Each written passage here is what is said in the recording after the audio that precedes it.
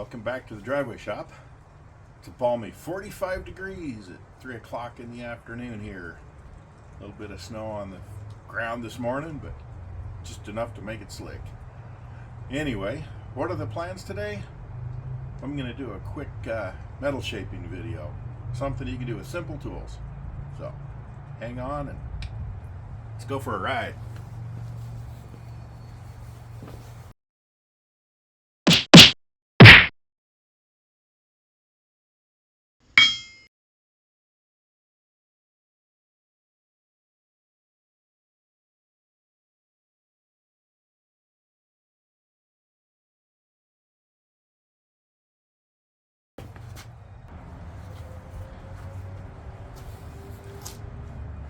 Alright, I've got my noisemaker, couple of CDs to make music with on it. I've got a radius, got my Tanya Hardings, hammers.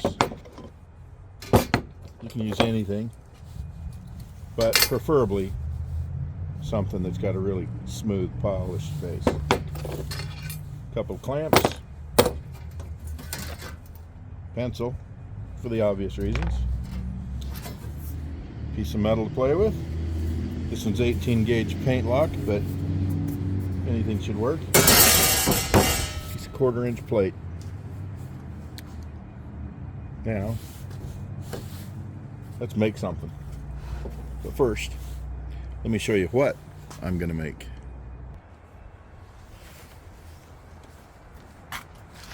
And remember, Prime Spitfire and GT6.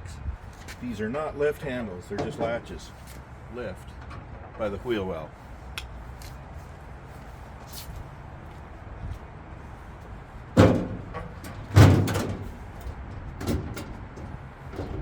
What I am going to be working on is making a piece of metal that has this radius that's turned down. It's a quick shrinking demonstration. I need to tackle making this whole panel for a left-hand drive, but that's an entirely different project. And you may have noticed my temporary fuse. I ran out of bus fuses and that works. Anyway, let's get on with it. First of all, we need to determine the radius that I need.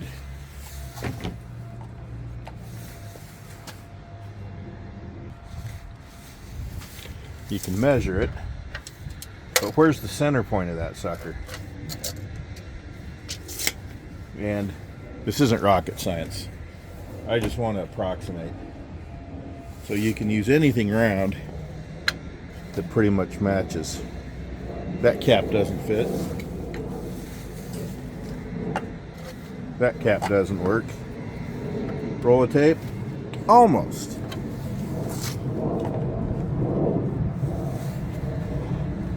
My music disc is a little bit too big. And this one is almost exactly what I need. It'll do. Anything's a tool. Alright, so first things first, I'm going to have to deburr this edge because it's been cut with a plasma torch or something. I just smooth it out. I'm mainly worried about this much of it. But let's draw the radius on here.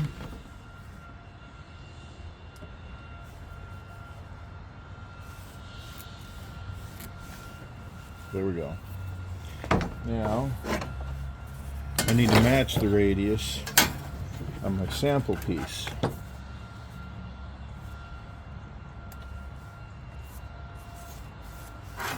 Now that's not exactly where I'm going to cut it. I actually need to scoot it back about 1/4 inch because the amount we're going to tip that edge over is 1/4 inch. However, I'll give me a little bit of fudging room. I'm going to cut slightly more than 1/4 inch. And then I want a straight edge Well, yeah, I'll mark a straight edge along here and along here. And then of course I can trim here. That actually is where I'm going to trim. Let me rephrase that. I'm going to trim there, but I'm going to bend here. Did I mention this is primarily for Steve's Project Car Garage. He's working on a Spitfire, and this is a how-to for him.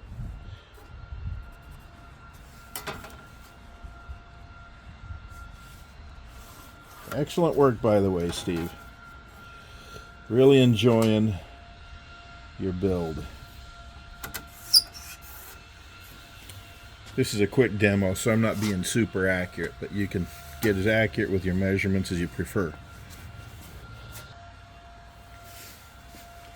All right. Time to fire up some heavy metal. Metallica. Or whatever you say.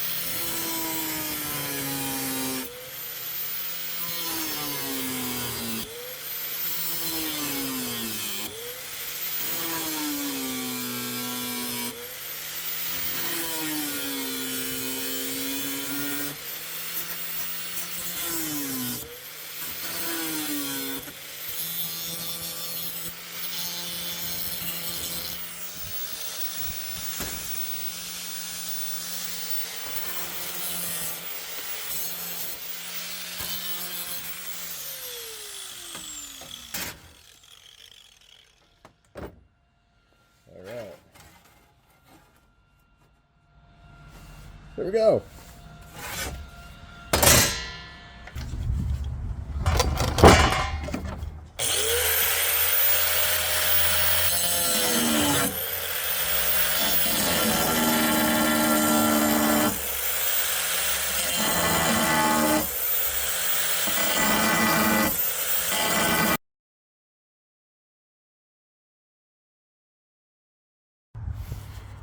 I also need to note, I made this out of 1/4-inch plate, but you don't necessarily need to have 1/4-inch plate that you make your bottom buck out of. You can make it out of any thickness of metal that you desire. Depends on what your final need is.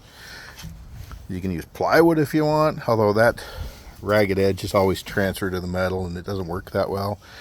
A common thing to use is also 1-inch MDF. It makes a really good form. The advantage to using a steel buck like this is if it's a piece that you need to make multiples of, whether for production use or just 5 or 6 that you need to have on hand or whatever, it's easy to, you don't lose the shape. Whereas with a chunk of MDF, they're usually 1, maybe 2 time use, depending on the complexity of the piece. So anyway, like I said, this is 1/4-inch plate, but pretty much anything works. You can form it around whatever you have available. There, I got it roughed out. Now, under normal circumstances, you would want this, probably both these edges on a factory corner, or if you've got a shear or something to make sure these two are as plumb, as straight as possible, that would be ideal. You can tune it up with a file. In fact, if you black the edge, Sharpie works great for this, or any other kind of dark marker. You can look for your highs and lows and get this exactly the way you want on your beveled edge and everything. Before you file, the high spots are going to come off and the black is going to stay in the low spots. So you just keep working it as such. I did it in my airbox build video part 2. Have a better demo of it. But you can just see how the high spots come right off. So you just work it until you get the edge as perfect as you want it. Any shape in here will likely transfer to your piece. Because you're smashing it with a hammer, it's going to go down in and fill those little grooves. So if you've got a lot of pronounced errors in your shape, it'll show up on your final piece. It all depends on how you want the final piece to look. If it doesn't matter, don't worry about it. And in this case, I'm not going to worry about it. I got it just slightly off on the shape, but that's okay. All we need to do now is clamp this in place and hammer it down. And by we, I mean me. Unless you're following along. If you're working as I'm working, then it's we. Okay, I've got it mostly clamped up here. I'm going to check my depth. And I want it about 1/4 inch or so. Probably more. Well, yeah, I want it more. Right now I'm around 3/8, which is probably okay. I'm 3/8 there. And that way I'm a little bit more, but, well, actually I'm not. A little more, yeah. Yeah. It'll be fine for this. You want to make sure you're as accurate as possible. If this is the first portion of your project, it's not as big a deal, but if you're way deep in a project and you get something off, you might have to restart. So take all of that into account. Now the idea is here, the clamps are going to hold the metal in place, keep it from moving. All I want to move in the metal is this edge. You can use vice grips, you can use clamps, you could put a buck on the top of it, clamp that in place. That'll keep you from marring the piece. This is definitely going to mar my piece, but again, I don't care for this. But make a piece for the top, clamp it, and then pick your hammer. Depending on what you want it to look like, this is probably not the best hammer to use because it really needs to be tuned up, but it's got some weight to it and it can start smacking it for you. Again, if you don't care what the edge looks like, your big hammer can work. Ball peen hammer, perfect. Again, make sure your faces are good. If not, if you don't care, as I mentioned earlier, I've got this body hammer that's polished, and that surface again is going to transfer to what you're hitting. So polished surface is not going to make hardly any marks. But I'm probably just going to use this ball peen hammer. Now there's better metal shapers out there than me. I'm just learning. Carter Auto Restyling, Kyle, that guy's excellent. There's also Make It Custom, also Kyle. He's a really good guy. That's custom with a K. And Ray Shalene, Pro Shaper Workshop. Those guys are all amazing. But anyway, what you want to do is just slowly work your way. If I was making that full bulkhead, I'd tip this entire edge over. But I'm just going to do a short portion of it. But you want to work slow. This area right here is going to shrink. These flat edges aren't going to do anything. They're just going to bend. But this is going to have to shrink. If you do it too fast, you'll get ripples and it won't look right. And you'll have to start over. But you want to work slow. Let the metal work. Let the hammer do the work. Don't rush it.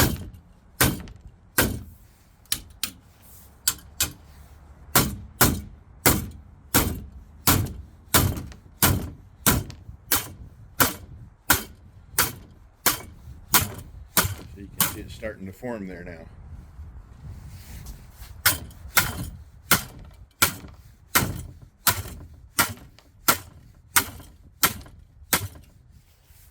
And I'm kind of striking in a downward motion.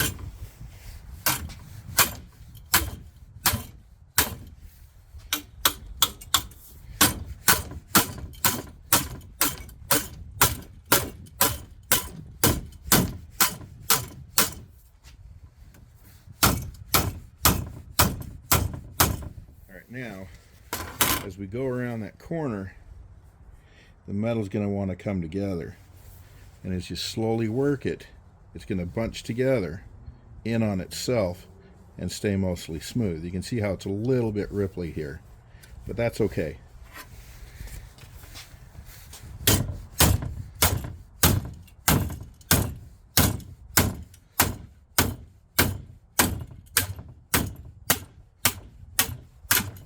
This might be really, really tough to do in 16 gauge, but it can be done. I've done it.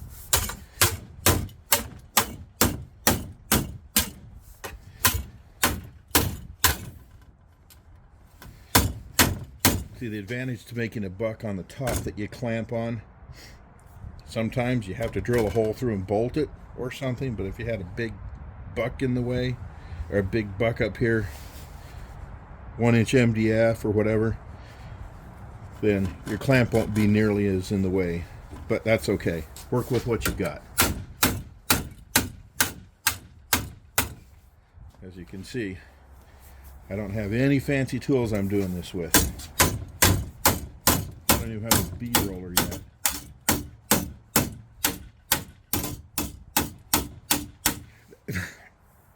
That could be one method.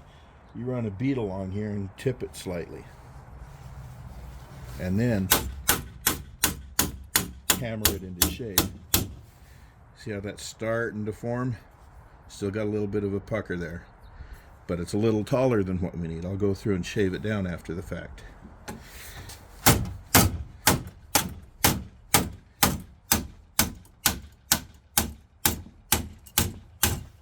You can see this pucker's moving. It was here, now it's over here. Clamping the metal, make sure the part you don't want to move doesn't move, and in this case it's the flat top surface.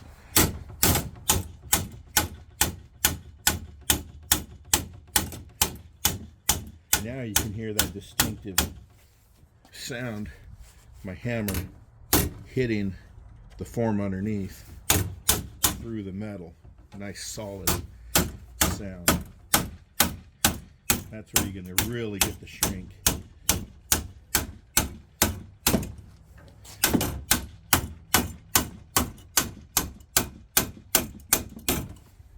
You get the idea.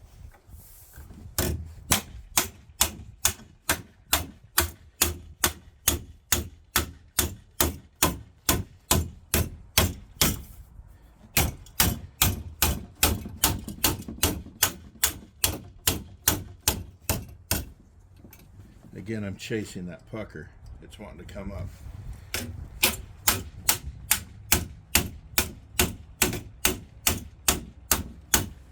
And part of that is the thickness. If I were to go through and trim this down, there's less metal to shrink and move. And so it'll tend to do that less.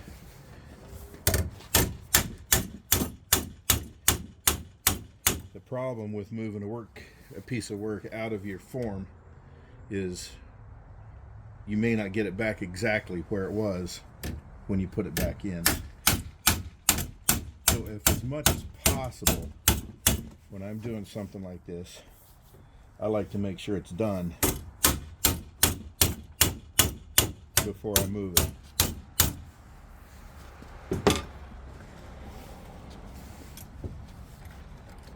But you see, that just did not take very long at all.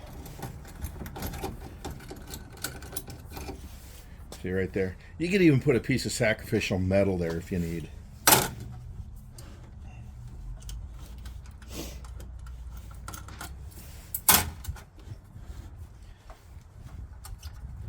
I've got a better demo of this in my Airbox Build 1 and 2. But there we go. Needs a little bit more fine tuning, and you could probably do that with a hammer and dolly.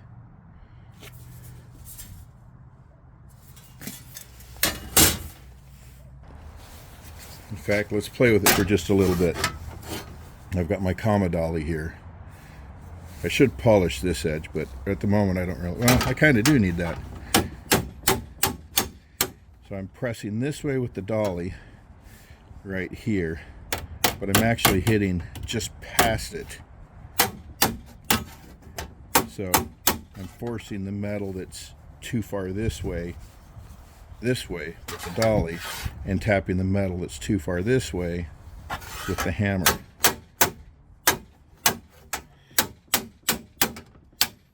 Sometimes I need to hit right on the dolly, but for the most part, it's dolly off. See right there, it's a little wavy. I'll just smack right there on the dolly and shrink the rest of that. That's why there's a wave. There's too much metal. And you can just see it working.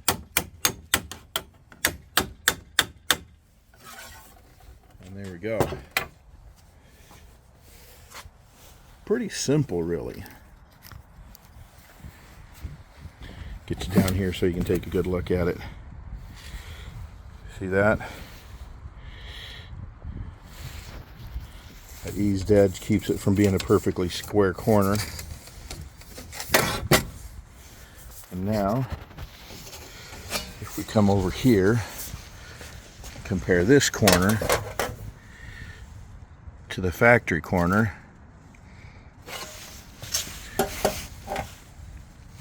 there's that, and there's that. Now all I need to do is trim it down to the final thickness. Because you can always remove metal. It's really hard to add metal. So, there we go. That's about it. What do you think of that, Steve? Anyway, from the driveway shop and the bright Idaho sun and the GT6, I say that is all for now. Thanks for watching.